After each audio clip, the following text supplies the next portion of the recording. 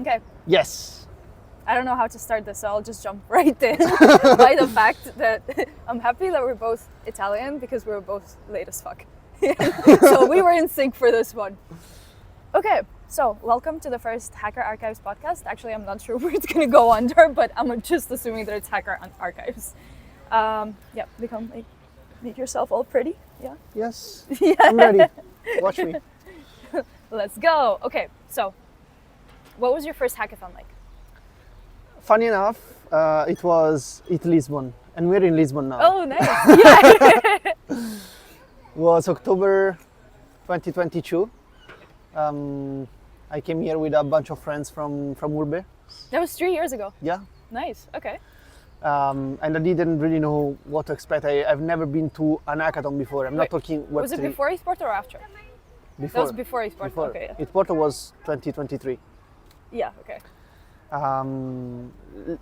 About hackathons, like I've never been to Web2 hackathons, let's say, even if I've always been a software engineer.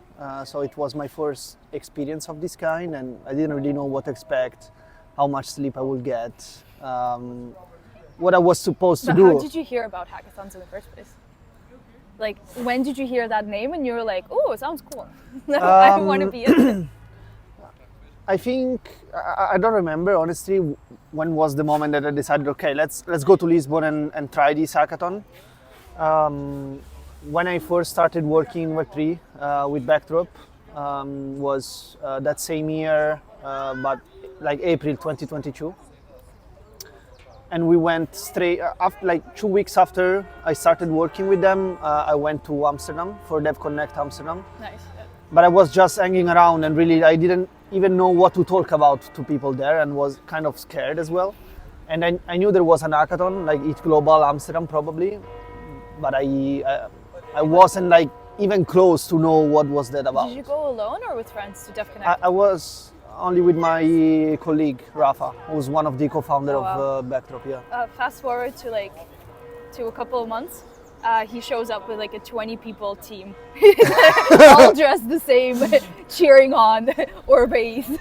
Yeah, Okay. and I think I ended up in Lisbon because with Backdrop, since we were like a remote first company, every 3 or 4 months we were kind of organizing these company retreats. And that time Did was... you go skiing one time? Yeah. I was really jealous. Yeah. I went skiing, and that was the second retreat. The first one was in Portugal, was in Algarve. So 1 week in Algarve, and since it was so close to ETH Lisbon, I said, okay, let's see what is it about. Fuck around and find out. Exactly, and likely some people from Rome, from Urbe, came in. It was Frank, Orbulo, Gallo, Matteo. The OGs. The OGs. Some cool photos and pictures, and really like cool memories, parties and stuff. And it was also our first hackathon, and one thing that I remember for sure is that after that hackathon, regardless of how it went, which was shit, of course, before the closing party, we were on a rooftop side event, drinking a beer on a table all together, and we realized how cool was like the experience, Yeah. the energy that we felt being around all those people working in Web3, building stuff, and that's the exact moment when we decided to let's try to bring these in Rome. Yeah. That was the moment where we had this crazy idea of organizing it Rome. Yeah. It was just a crazy idea, and many people at the table said, man, insane." it's insane, like we're never gonna do it. But then, Yeah. you know.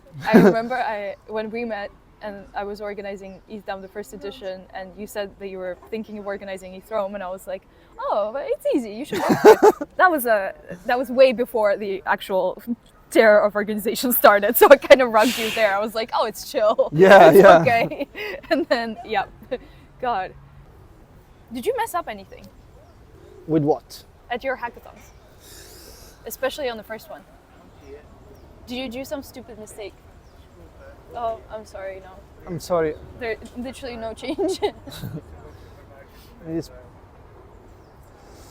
Okay, ask the question again. So Sorry. you could come to a hackathon.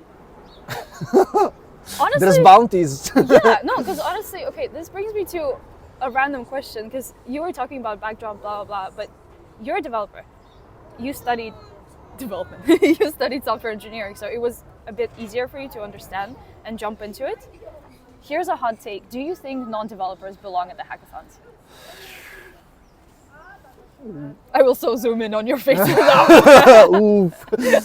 I guess depends on the hackathon. Depends on the tracks. Depends on the outcome. Because most of the time we tend to generalize the concept of an hackathon, in my opinion. So like everybody in the industry kind of thinks this is an hackathon and this is how you should do it, and this is the expected outcome.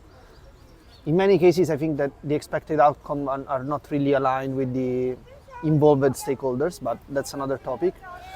But I think there's definitely space and a need for non-developer skills at an hackathon. Are there Web3 vibe hackathons? There should be, no? Not yet, but like today you can vibe code at an hackathon. Yeah, exactly. And nobody cares. It doesn't matter. I remember hearing a question during a judging at ETH Bucharest. Somebody asked, like, did you vibe code this? And somebody was like, hell yeah!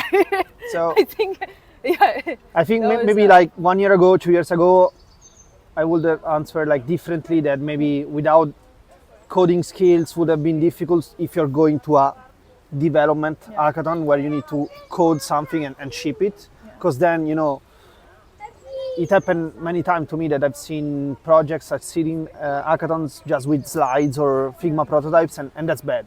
That because the competition in that case, it's not fair, right? If we are all there because we want to build something and ship it and make it work, Yeah. Then if, of course, like we can have creative hackathons or like different type of outputs to look for. So it depends on that. But I think in this moment in time, thanks to AI, Cursor, V0 Dev, Lovable, and a bunch of tools, let's say, even creative people, non-software engineers, designers, definitely, that in any case, like they can really participate and enjoy the experience, in my opinion, if we're talking about a software development hackathon.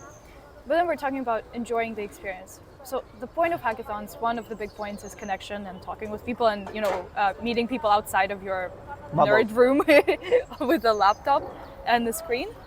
But then would you prioritize shipping a product, like having a almost fully developed like prototype and being like, yes, we want to build it? Or would you prioritize exchanging ideas and figuring out something innovative out of a hackathon?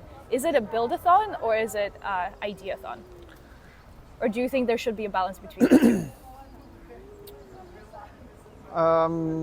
When I started, we have some guests here.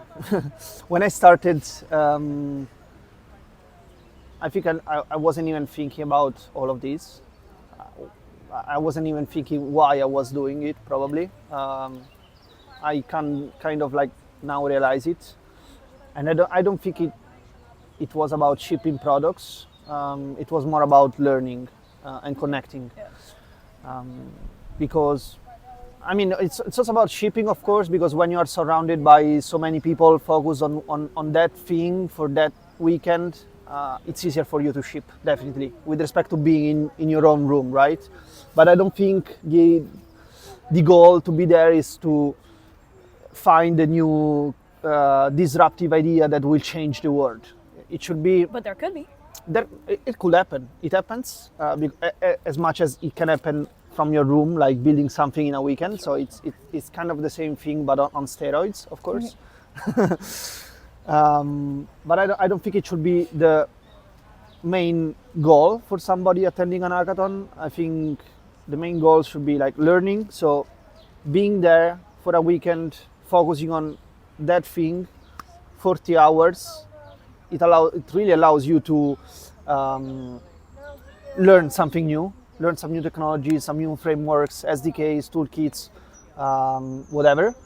At the same time, connecting with people that might share your same interests or passions or some hot takes on something that you are building. And you never know how these connections evolve in the future. Because What was your weirdest connection? Oh, I don't know. That was like, I don't know, like you met this person, you had a coffee with this person like 3 years ago, and now it just opened up, like, I don't know, gave you funding for your project or something. Nobody gave me funding so far. He's a poor boy, struggling on his own, bootstrapping. No, but it's cool because there's so many people that I've met. For example, talking about Eat Lisbon. In Eat Lisbon, I probably met for the first time Kirsten and Mattia. They were together working at Talent Layer. And we've met at hackathons ever since. At every hackathon all around the world. It would be really cool if she just shows Yeah. up now. Ooh. We were together in the US, in Asia for Bangkok, in Europe. They can visit to You each just room. join her cabal. Yeah, it's. I went to It Warsaw alone for the first time at an hackathon, and I joined the hacker house. Okay. So it's not the weirdest connection, but it's one of the strongest one probably, because we kept meeting each other at different events in different landscapes, eating food. Oh, yeah, Local something food, that of they course. do. No, but I remember Carbonara House. Oh, we did it in Carbonara Rome. night. Yeah, Yeah. yeah. It's cool because they really, I think they really embrace the hacker culture. Like they use hackathons to hang out, Yeah. to build cool stuff because it's fun. Like to me, being at an hackathon, it's like or building something in a weekend is like playing with PlayStation. Okay. Yeah. Kind of the same vibe. And with this hacker culture, you're also allowed to travel around the world and meet new people, new type of foods, new museums, or new like Yeah. things to visit. And It's so kind of like my grandma. She had this. Well, she has this group of friends. Well, since they're old, some of them are already dead. But they used to travel all the time. So they would go to like new places, and they would just have this like tour experience, and yeah, like it really like made them meet new friends and eat new food and just like explore, but with a community. Because I don't think a lot of people necessarily enjoy or have the skills to just like take a backpack and fuck off to like a foreign country alone. Like, Yeah. exactly. Like me going to Bangkok alone would be a completely different experience than like going there for DevCon. Yeah. Like that, yeah. And I can mention like plenty of these type of connections that I built randomly. For example, another one that comes to my mind always is the Peanut team. Oh yeah. I met them in Eat Lisbon when they kind of like were launching Peanut. Yeah. I met Hugo and Conrad at a side event, and then we kept meeting each other at different events, and we've been many times close on like working together on some projects, on some stuff. We didn't end up like collaborating on anything yet, but I mean, you never know, especially with Web3 how Yeah, fast exactly. things evolve. But I'm glad to see that they are doing great, and I've been able to see their, let's say, growth in Peanut team, in if time. you're watching this, we need an app. But no, but that's something that I really like about the Peanut team. Conrad and Hugo, they really complement each other well. Yeah. How do you find good teammates for the hackathon? Like, how do you just like, so you arrive to a hackathon, you're alone, and you're like, what do I do? Do you hack solo? Like, what's your preference? Do you hack solo, or do you pick like being like, I don't know, what's your GPA? What college did you go to? What do you want to build? Like, what do you like rely on? What's your guiding So light? I think that hacking solo in general should not be the standard. I think you can and should do it once or twice, just to see the experience, how different it is, or understanding what you're really capable of, because you can't rely on other people.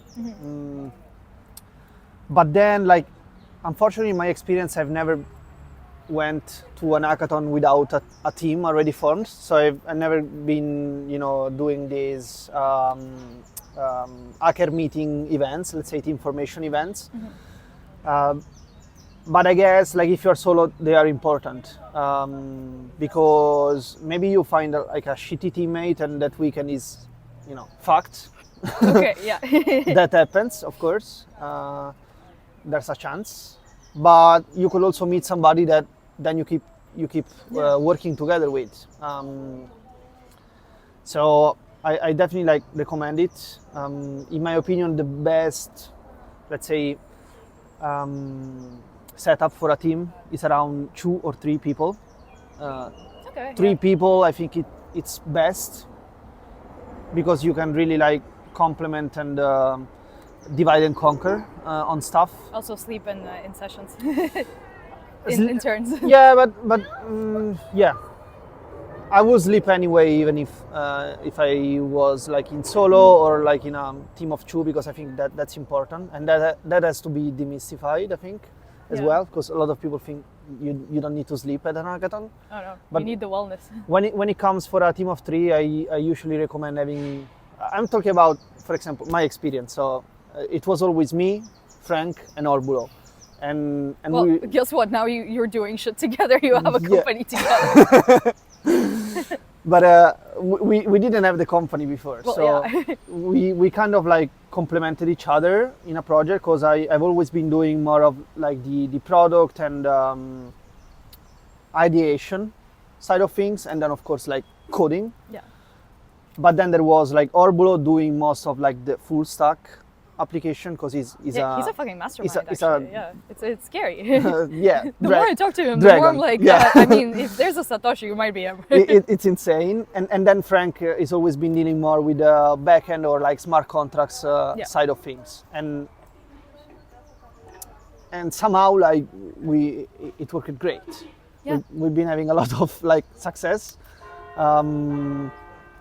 So I think it's definitely like needed to have somebody that has an understanding that goes beyond engineering, pure engineering. It can be a designer It has to be like a vibe as well vibe. between the team. Yeah.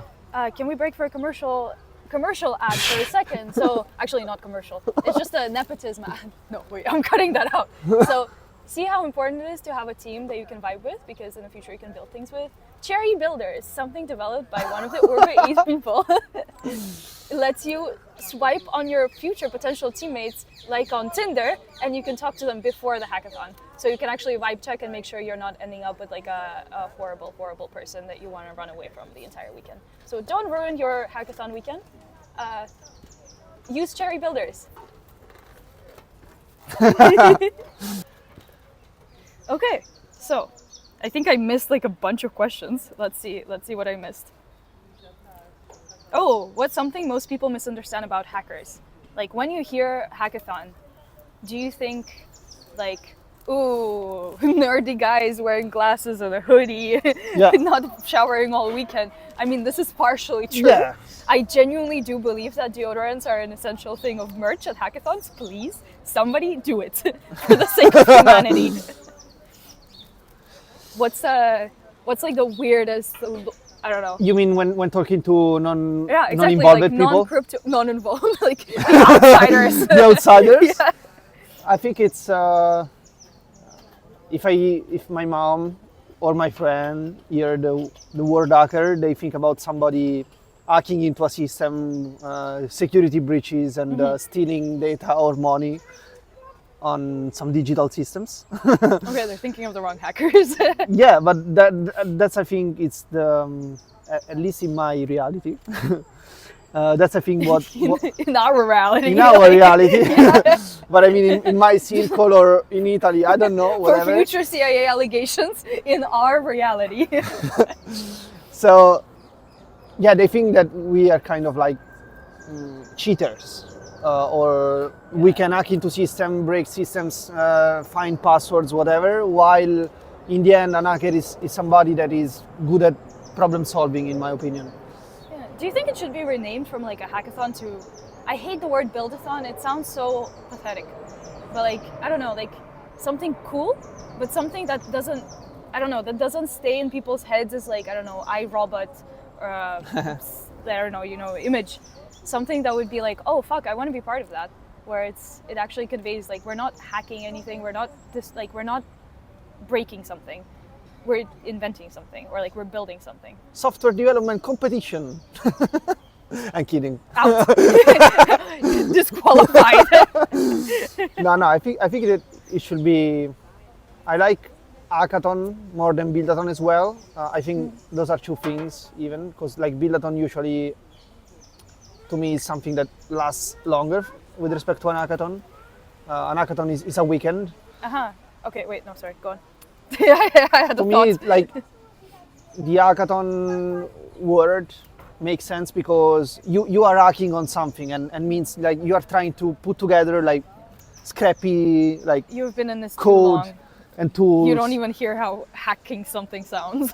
Yeah, but I mean, it's kind of like trying to, you have like 40 hours and you need to come up with something. So it has to be like a vibe. Maybe the next idea for marketing hackathon would be like come up with a new name for hackathons, because I hate how many people are just like they're stuck with this notion of a hackathon. Like before marketing hackathon, for example, many people reached out to me being like, hey, I'm not a developer, I'm a marketeer in Web3, but like what is a hackathon? Like do you think I can participate? And I'm like, hell yeah, like it's just a competition. Yeah. It doesn't mean that you have to like Code. you don't need to code, but you also like it's not like a hardcore thing. It makes it sound more hardcore than what it is. It's like, no, you come there, you make connections, you build cool stuff, and you don't necessarily have to continue it. Sometimes it's just like, throwing ideas on a wall like spaghetti. But also, by the way, Italians don't do that. Don't quote me on that. No, I think just to close on this one, in Italy there's an event that I've never been to, but it's probably what I think it's closer to an hackathon in Italy, and it's called Startup Weekends. Okay. And it kind of makes sense because Startup Weekends, like you want to go there, meet other people that are building startups, building innovative stuff, let's say. And there could be opportunity for anybody joining first. So, of course, there will be like competitions as well, but there will also be like just a chance to connect. So much like, today we separate conference from hackathon, maybe there's a way in which we can come up with a weekend term, because I think it's important for these events to be in the weekend, that works for everybody. Yeah, actually, I know a lot of people that go to like weekend conferences or hackathons just for fun. Yeah. They don't go clubbing; they go to hackathons. Yeah. It's really nice. But no, this is something that I find hackathons have been hitting a wall lately, where projects don't really continue building, and people have been complaining that like we need to redo the system. Like there's something wrong with how it's structured right now, because you build a project. And even in my own experience, like 3 years ago, I organized my first hackathon, and one of the projects that won was a ZK whistleblowing platform. Ironically, 3 years later at ETH Rome, I also saw and actually joined another ZK whistleblowing platform that was being built. And I'm like, I keep on seeing it during the hackathons, and it's always the same, like around the same notions. What is it like? People are not continuing build. Like actually, after ETH Rome, they did continue building it because the company that put out the bounty, they were interested in looking for that. So should we maybe implement more companies that are looking for specific stuff? Oh wow, that was an attack. That was a Fuck. Yeah. But should we have more companies that are putting out bounties to actually build stuff and hire those people, or invest into those things, not just as using it for okay, let's bounce some ideas if it works or not? Depends. I think it depends on who we want to optimize for. So if we are talking, when you mention like... That's a very developer answer, by the way. If we're talking about people complaining, we need to understand what type of people. So there could be like sponsor complaining because they put out bounties and then nobody keeps building whatever project that came out of that bounty prize. But that to me doesn't make sense because you're just giving me money, a grant, a small grant to basically build your ecosystem.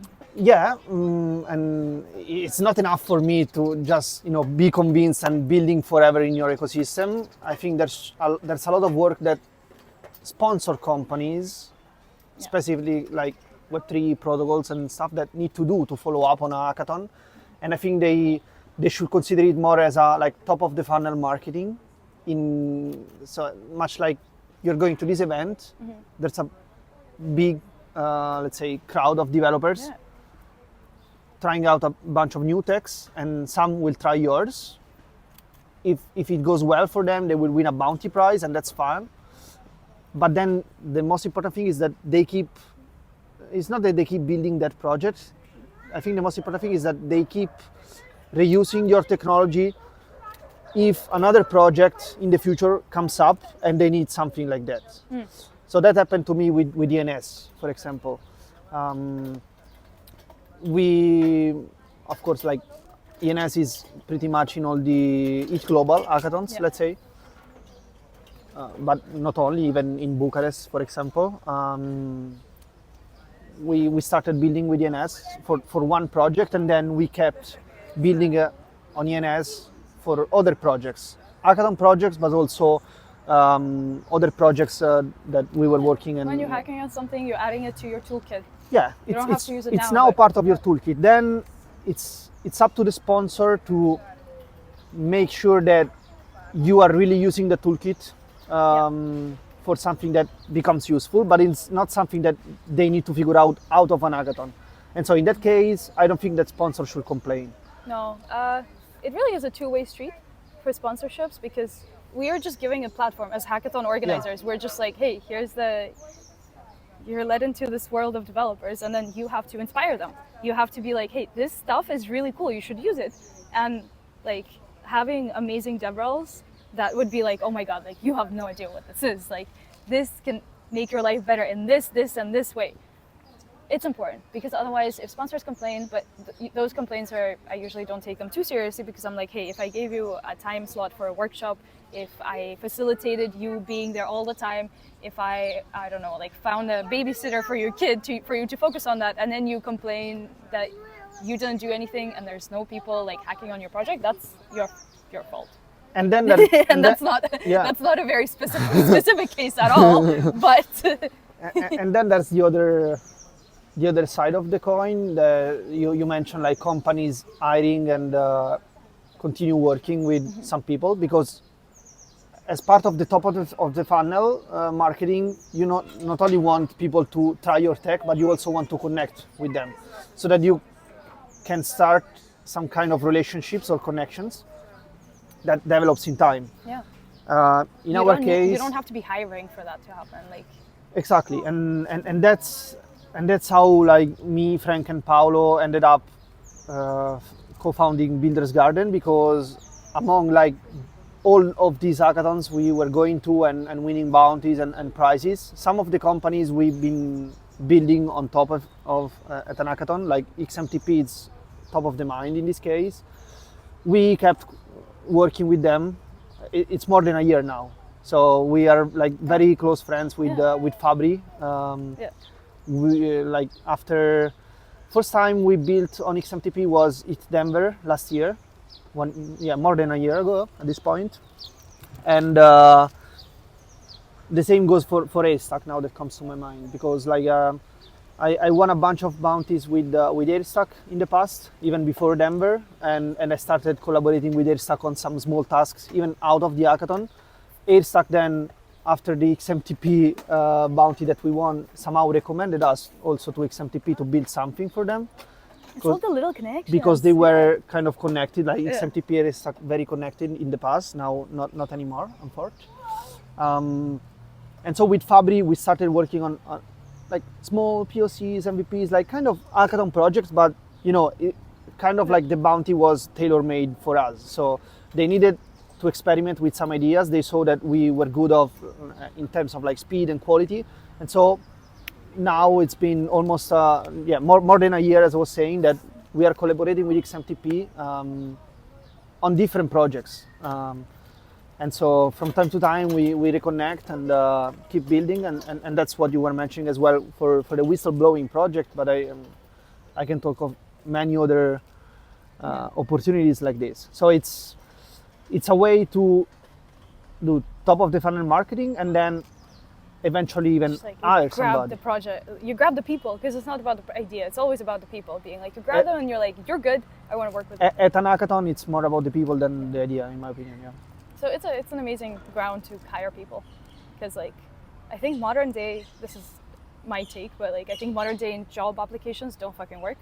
there's no point. Like, okay, you send your CV. My last like thing that I sent, instead of my CV, I literally screenshotted the Rickroll, I'm never gonna give you up, and I pasted it in the CV thing, because I was like, okay, I'll just tell you what I like, from me in the tell me about yourself section. And I'm like, I do this, this, and this, and this is why I want to do this.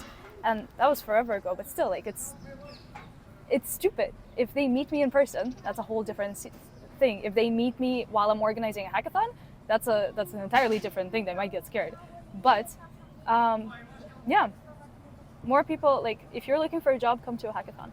It's part of the connection thing that we were mentioning. Like, do not go there to build the next startup. Of course, it can happen. Go there like to learn something new and to connect with people. And people means hackers, but also companies. Yeah, companies, and also organizers and future founders. Yeah. Or current founders, because I know a lot of founders that just go to hackathons for fun. Yeah. But what would be like, what is something that you think is essential to implement during hackathons to welcome more like newcomers? Like people who are not necessarily in Web3, they're software developers. Like, what would make your life easier back when you started? Also, while you think of it, I'm gonna grab my cigarette. Okay, so I should... Give me a sec. So these podcasts are my excuse to drink in the morning and smoke in the morning. This is not a commercial. Yeah, not sponsored by anything. One day I will start my own brand of something. It will be either alcoholic or nicotine. So essential to implement, to have like more newcomers. I think it's, you mentioned it already, creating community. So if I'm going there alone, it's much more difficult for me to really enjoy the experience. So it's not something that you can implement at an hackathon, but it's something that you can implement before the hackathon. It's not easy, of course. I was lucky because I started something in Rome, and so I had some friends that I could share this experience with, and I started it exactly because of that, because I wanted friends to share this type of moments, you know. So that's important. Like wherever you are, like if there's nothing, create it. It's hard, of course. Another thing that could help, that we are trying to do is, and we've been doing it for more than a year now, it's organizing developer bootcamps before the hackathon. So Urbe Campus. Urbe Campus, exactly. It's because we feel like it's the best way in which we can, you know, get a pool of software developers and convince them to come at an hackathon. Yeah. You know, hackathons are scary for many reasons, not only for non-software engineers, also by software engineers, because somebody like fear competition, for example, somebody fear of not being capable of, while they don't see the value that they can get out of the hackathon. And so with the bootcamp, we are trying to give them in 4 or 5 days, so like really short amount of time right before the hackathon, all the tools that they might need, and hopefully some confidence. Yeah, some when you tips talk about and tools, tricks. exactly, because I'm like, when you talk about tools, I can imagine just like a toolkit, I don't know, like a developer, hey, this is what you do, this is how you push a git commit, but then what is some emotional stuff that you feel is essential? Like, so community spirit, being like, hey, we're all in this together. Yeah. What else? Like, hey, you can do this. I don't know. Like, is there something that you do that, like something that you've done that you saw, especially when you have like a use case, when you have this person that is not sure if to go to a hackathon or not? Did you ever have this moment of being like, wow, I changed their mind? Like they're going out there and they're succeeding and they're like, you know, they're trying, experimenting. Are there any magic words to say? I don't think there's a secret formula. It depends on the person, on the moment. There's one member of our community that it's now like one of the core members somehow. That we somehow. Yeah, because if you read the story, it's kind of crazy, because we have like this Discord server for Urbe. It was summer. Before the first edition of Rome. Okay. Crazy time, yeah, of course. Wow, a while ago. And September before it Rome, kind of chill. So we decided to create like a small meetup, hangout, just to drink a beer and chat, before the hackathon. 1 month before the hackathon, and we published it on Discord. This guy, who we never met and never like, Wait, is it Deca? Deca kind of like joined in the same time period, Okay, yeah. kind of. I'm just going through everyone. Who is it? It's Black Icon. Oh, okay, wow. Yeah. Nice. Black Icon came to this drink and mingle meetup, like nothing fancy. Like we were at a beer shop, like drinking beer and chatting about Web3, and he was still, and he's still like actually finishing uni. He hadn't like any software development experiences like hands-on in a company. Still like he's a student, interested in Web3 but never coded anything, and so we kind of convinced him to join the campus first and then the hackathon, and he ended up winning a bounty. Convinced him. I'm Yeah. flipping you at 20. I don't know, I don't remember like what words we used, but he was scared, like, no, I can make it, I can do it. But They bribed him. of course, like we were like 10, 15, telling him, hey man, Oh, believe so me, it was peer pressure. peer pressure I think works. You should come, and So never beating the cult allegations. I honestly believe it changed his life. Yeah. Because now, the kind of like closing the circle, 1 year later, second edition of It Rome last October, he was one of the finalists, one of the top teams. Shit, okay.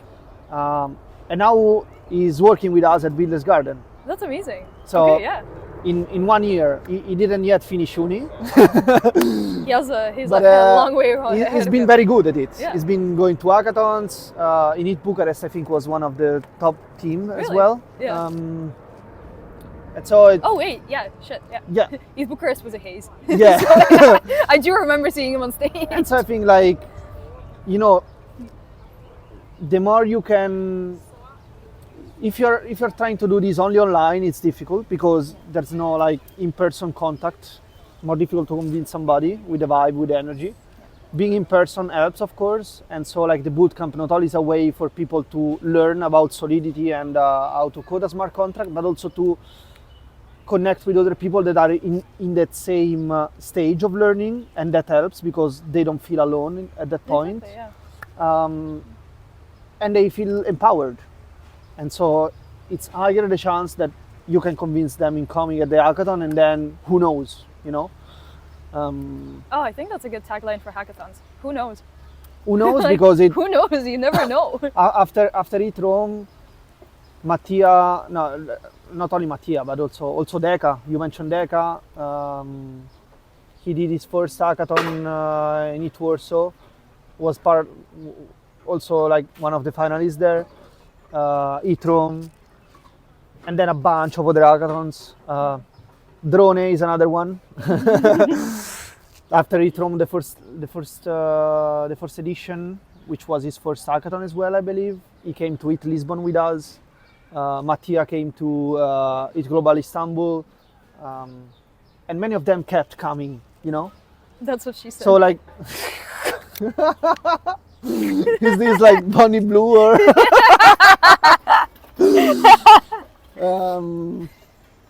And this happened for a lot of like new Italian friends that now I have in the space, that thanks to It Rome and that local thing that they were able to find with just a train instead of a long flight, they got convinced, they got more engaged with it.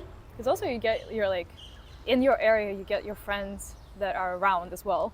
And I know a lot of people that met their partners through hackathons or Web3 events, and I think at this point there's a couple of even dating websites or dating coalitions for Web3 people because It's a bubble. Yeah, it really is a bubble. We need to start expanding. That's why I'm like, we really need to start bringing new people on board, because I feel like it's a good thing, it's a bad thing as well. There's a bubble where you come in, if you do more than 10 hackathons, I would be genuinely worried for you.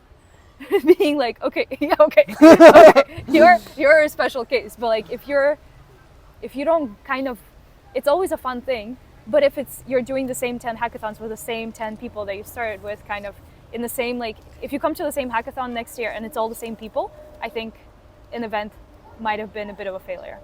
like if it's going on years after years. Yeah, if there's yeah. no new people, if there's no fresh blood, if there's no like new college students coming in and being like, what the fuck is this? Like, I want to learn, I want to explore this. So that's why I'm really admiring the fact that you're doing Urbe Campus, because then it drags more people in. Because yeah, like a cult, we need to grow, we need to expand, we need to expand our reach.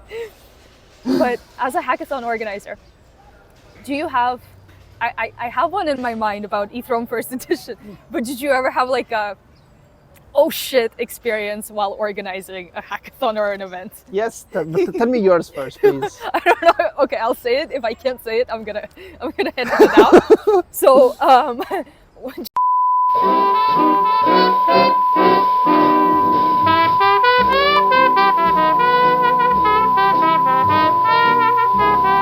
so Definitely, let's not include this. yeah, we're not gonna include this, but I will send him. But it's true story. It's true story. you hit it. But I will send him And- this. and I being remember we I- remember. I came back. In another timeline, we can restart. So there was some sensitive information that was mentioned Yes. by Yapper in charge. But okay, so one story where you were like, oh shit. Yeah, and so to organize eThrone, we needed like some sort of like legal entity and a bank account, of course. Like we couldn't use Who Simone's. has a bank account anymore? Yeah, but how can you Yeah, pay? it's such a, How can you pay like food providers or the location or the avenue? Like we're not yet there where you can use crypto. So we needed a way in which we could avoid using our personal bank accounts, and so we created this non-profit association, and we managed to open a bank account with a I won't say the name, but like a shitty Italian bank that was the only one allowing us to open. Monte dei Paschi. No. Okay. On one side, it was the only one that allowed us to open a bank account with a non-recognized like entity. non-profit association, because for us it was a much easier and faster way to create this entity without depositing any huge agreements or contracts Of course, at the government, and so Being was like, yes, I am here to launch yeah. money. Of course, we have like a some kind of internal constitution, but it's not something public.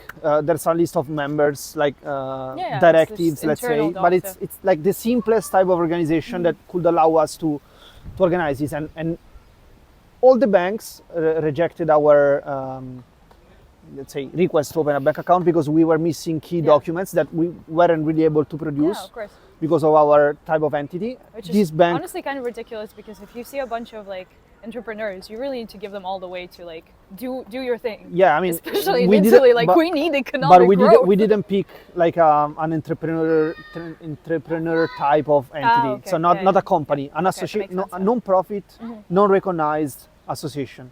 So it kind of our fault, but also like we needed something simple. Of course, yeah. So we had this bank account, and as you know, sponsors, they all pay in crypto. Nobody pays in fiat. I mean, few of them paid in fiat for the first. You just have to ask really nicely. for the first edition. Yeah. And there was a problem. There was a problem because to move that money from crypto to fiat to the bank account. Don't you need to have like if you're using a centralized exchange, for example, don't you We- need to have like a business account rather than a personal account?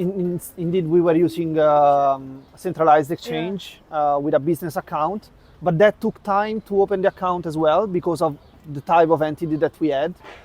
And so, funny enough, 1 week before the event, Marco,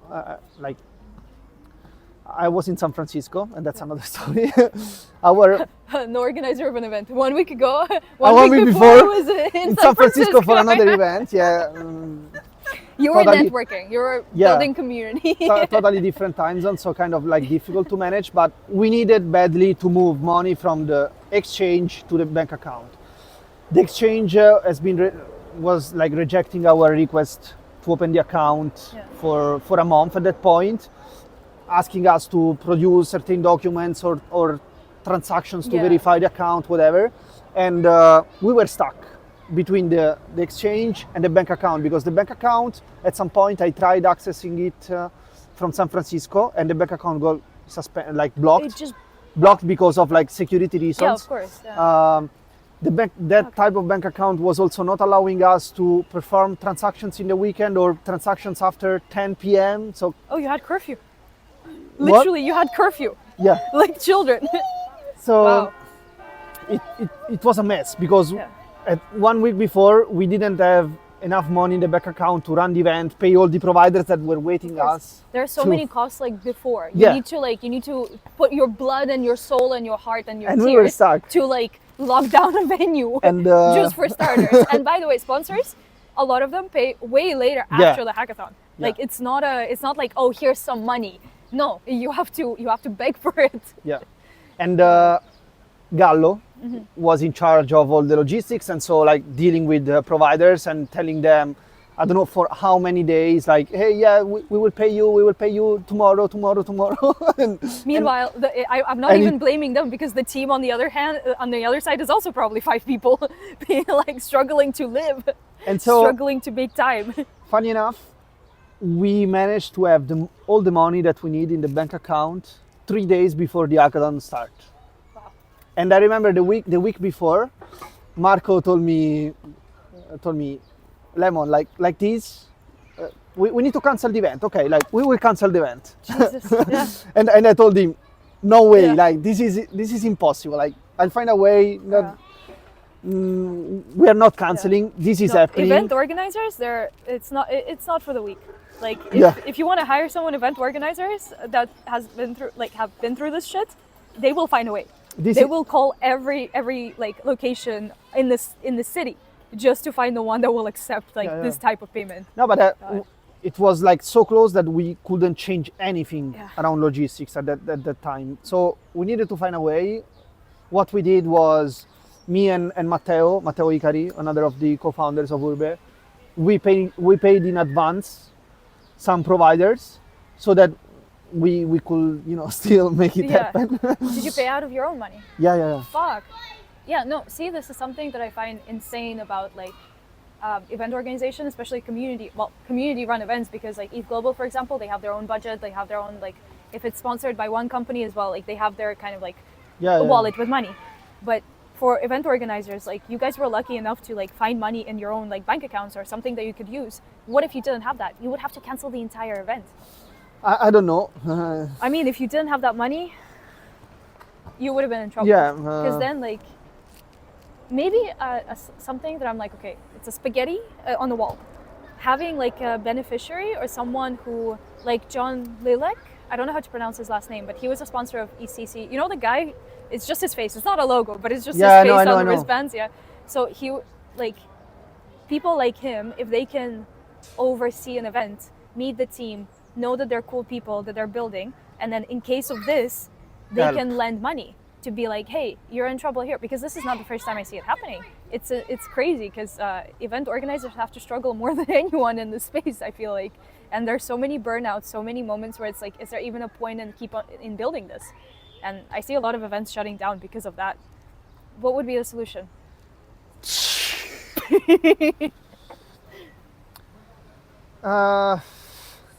It's difficult because even like the EF, whenever you ask for a grant, they kind of like expect you to find a sustainable way to run these events without any. But then how do you not sell out to, shit tokens? Exactly, that's one point. So, and we're kind of like in this situation where, yeah, it's kind of like, to be really following the core Ethereum values, which we are totally. We are making like strong decisions in who is giving us money. Yeah. And this, of course, is not helping us in raising money, because if it's already difficult to raise money for an hackathon at this point, because many companies out there now understand that the return of investment is bad or has been bad, and so they It's don't not the perfect have, solution. it's not the perfect No. solution. it's already difficult to find sponsors, and then if you're very selective, it's even more difficult because you're restricting the pool. And in this type of like, especially if you have a theme like privacy, you have like 10 countries. And at the same time, you want the event to be accessible to everybody. So hackathons, definitely they need to be free for attendees, because attendees are the scarce part of the ecosystem that we need to increase. in, yeah. Exactly.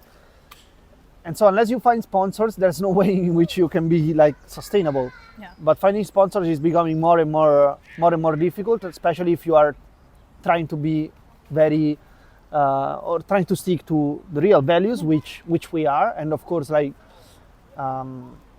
we know that it's difficult. We just like trying to optimize however we can. So you I don't say think there's a we solution. know, but a lot of organizers go into it and they don't know. Yeah, They just- and indeed we didn't know Yeah, in the beginning. Yeah, like it's fucked up. Something needs to change like soon about this, because It needs to change the format of the event, in my opinion, because Yeah. if you assuming you can only rely on sponsors, okay, because I don't know who else can give you money yeah, to make this serious happen, conversation. unless My like glasses go off. I'm listening.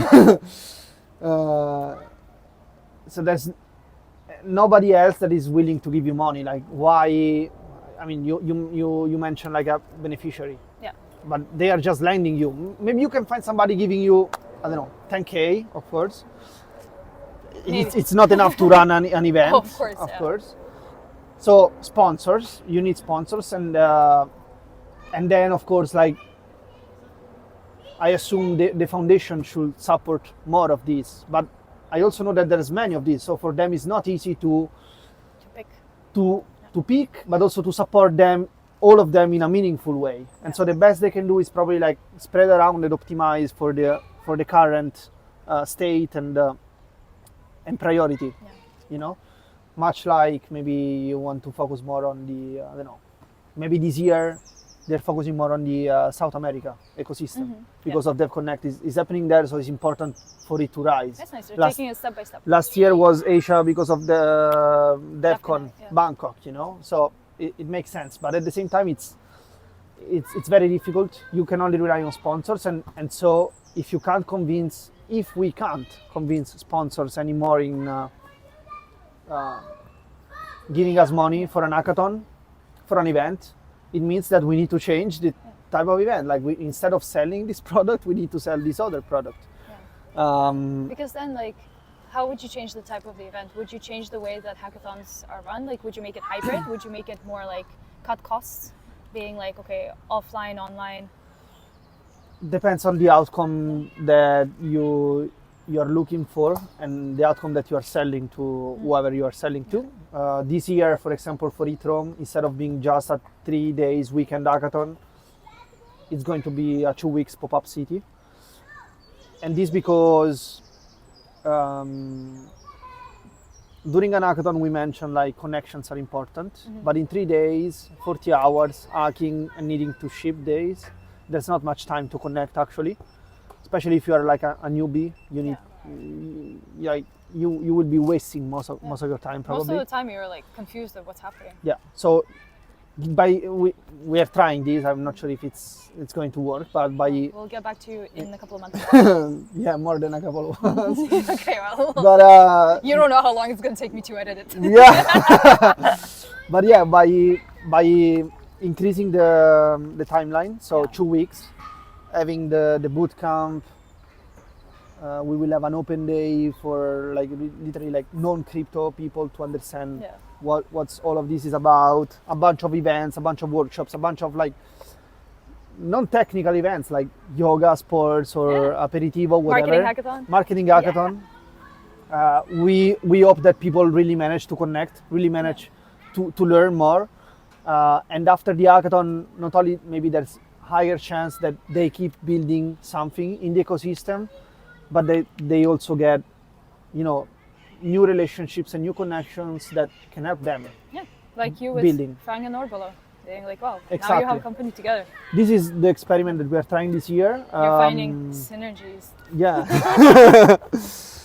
I'm not sure if it will work, but I mean, okay, manifest it, make it happen. It will work. It will be amazing. yeah, I mean, honestly, like, the people make it work, and the people are already coming. So Yeah. it's happening. No, it's happening. It's happening definitely. So we will see. He says not panicking at all.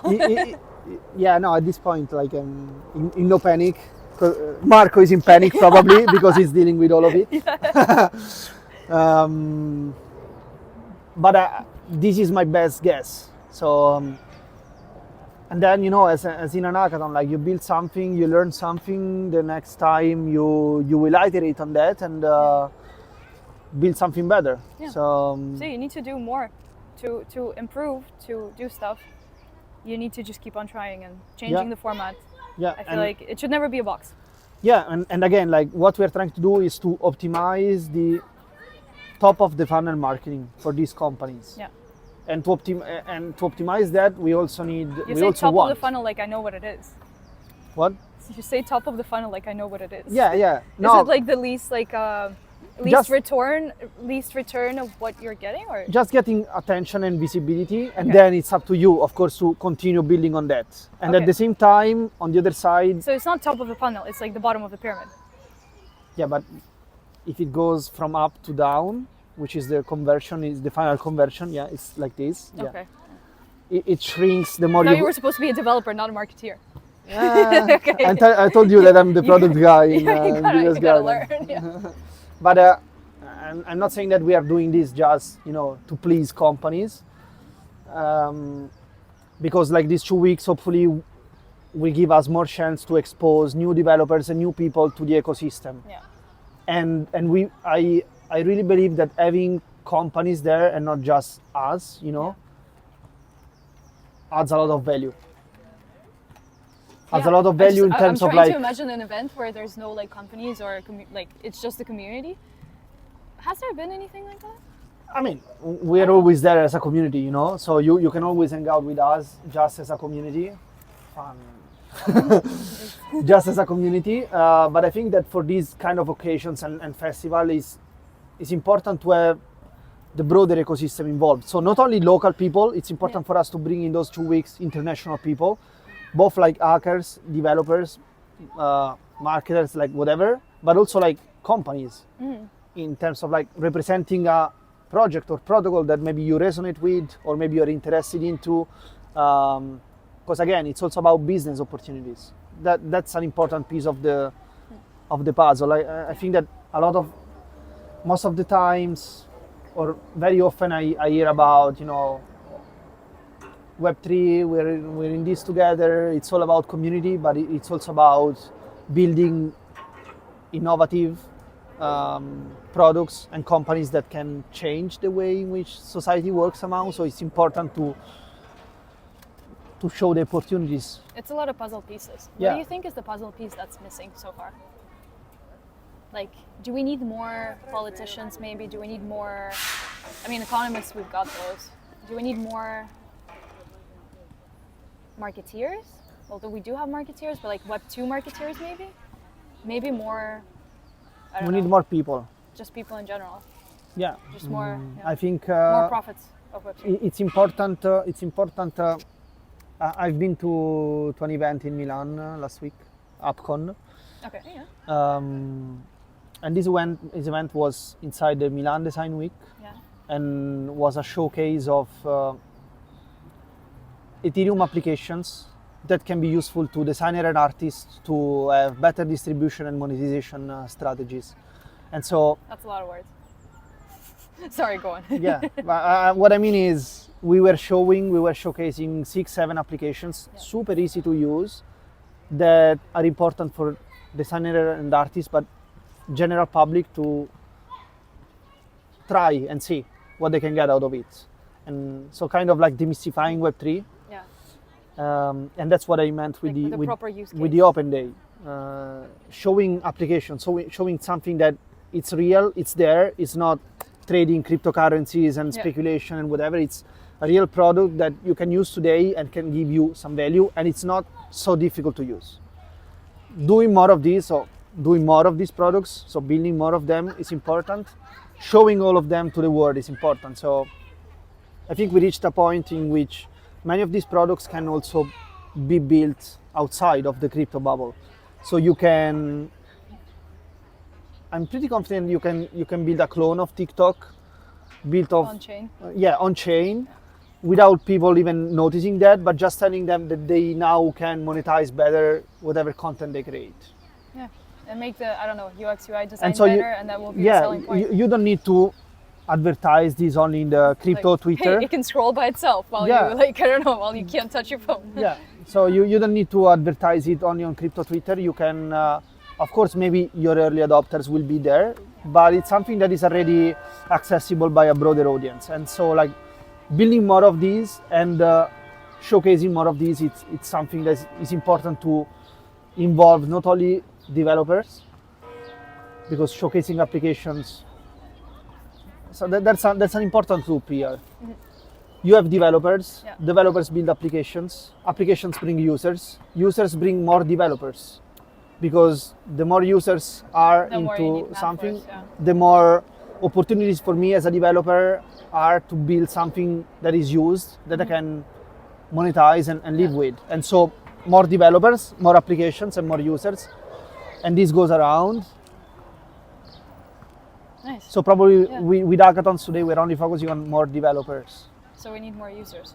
More application is not, hackathons are not optimized for more applications yet, or at least that format. And so we are trying to, with Urbe, to support builders also in that direction with longer like fellowships or acceleration cohorts. And then it's also important to find users. And so supporting them not only in building products, but also in marketing that, in having go-to-market strategy, and giving them a chance to be visible so that users come. And then the loop goes.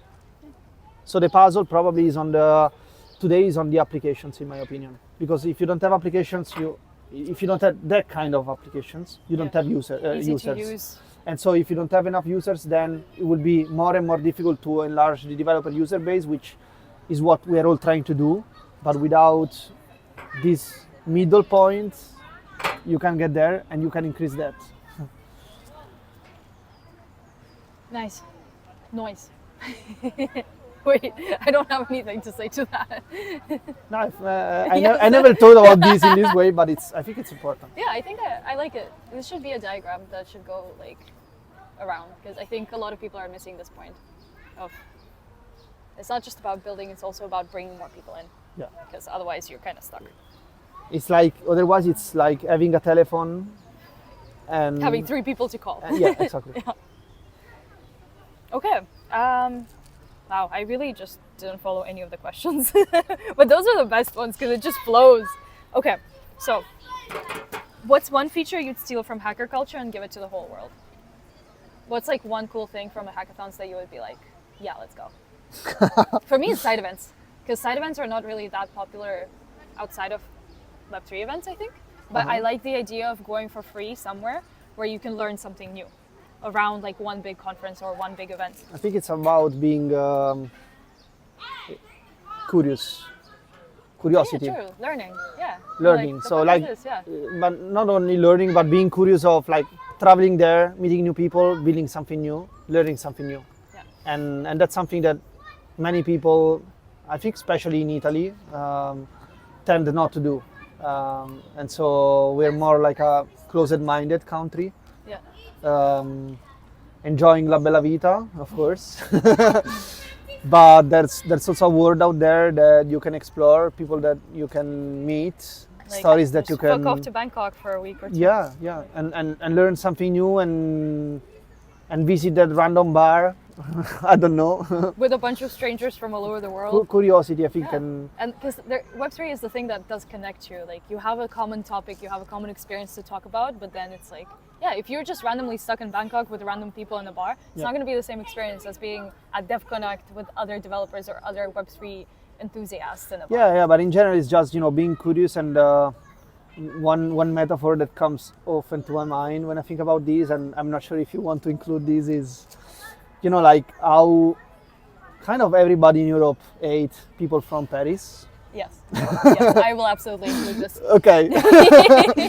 But I can tell you that if you meet somebody from Paris that is inside kind of like this Web3 bubble, They're okay. Yeah. They have a redeeming quality. They have a redeeming quality because they are they visited the world.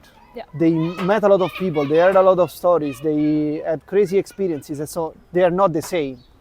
I mean, I'm still gonna hate on them because they're from Paris, but Yeah, but you can redeem them. yeah. I mean. they do have good quality. But they are different persons just because they embrace like this curiosity Of course, to visit the world or learn something new. You know. Yeah. Yeah, I genuinely think people from Paris are so annoying because they can't speak English very well, and instead of being embarrassed about it, they get angry about it. So they want to yell at you in French. But genuinely, cool people. But I think it's just the European community spirit to hate on them. Yeah. I think they hate themselves too a little bit. But okay, so the final question. If your hacker life was a movie, what would be the title? Limitless. Okay. And I know it's That's good. it's an existing Yeah, movie. I was like, okay. I know it's an existing movie, but like being at hackathons, building at hackathons, or like traveling for hackathons makes me feel like limitless in what I You can can do do. whatever the fuck you want. Yeah, and bringing in another metaphor here is that when I hack, I enjoy it a lot because it reminds me of like Minecraft creative mode. Minecraft is I'm not playing it anymore, unfortunately, but I think it's been like a crucial reason for why I'm. You're like, not the first person in Web3 that is in Web3. Yeah, Partially because of Minecraft. Hey, Luke from it's it's one it's one of the reasons why maybe I'm into startups or why I'm into like I love like creativity and innovation or creating something. Mm-hmm. And when I build products in Web3 at an hackathon especially, I feel like I'm in this like creative mode in a sandbox where I can use a bunch of like Lego blocks, put them together and create something new, or maybe watch that YouTube video with somebody like creating that thing and iterate on that, because and that's the cool thing about Web3 and composability, interoperability. Yeah. And so that's why I feel like limitless, because everything is so like open and permissionless that I can build whatever I want. So you don't like I don't know, this application, how it shows you whatever, like you can build a new one with the same data and You can just fork it. yeah, you can fork it. Yeah. You can fork it. So that's You that's why. you gotta do the stare. You gotta do the office stare into the camera. Okay, let's do it. You can fork it. And so yeah, that's why limitless, because you can do whatever the fuck you want. Yeah. Okay. Now I'm like, okay, that's a good thing. I was hoping for like, I slept under the table and it changed my life, but that's fine. Nah, Have you ever slept under the table? no. But What was the weirdest place? I think the weirdest one was It Global Lisbon. Funny enough, I don't know why. Always. I slept 1 hour in the, Toilet? in the venue. In the venue there were like the mattresses, Oh, okay. and it felt weird because Do you I feel like a like a yeah, like a homeless because person? I went sleeping there at 7, 8 a.m. Yeah. While like there were people sleeping on that same mattress for I don't know how many Yeah. hours, and so it felt weird. I slept anyway because True. I was dying. San Francisco builder mode, founder mode. Yeah. All right. Thank you so much for joining me for this drink/coffee in Lisbon. Cheers. Cheers. They're both empty. Nice. Wow. I'm very happy with this. Good job. Good job. It's my first podcast. These are the Okay, outtakes. please tell me that it has been recording. Yes. Okay. Because for a second there I was like, hold on. Yeah.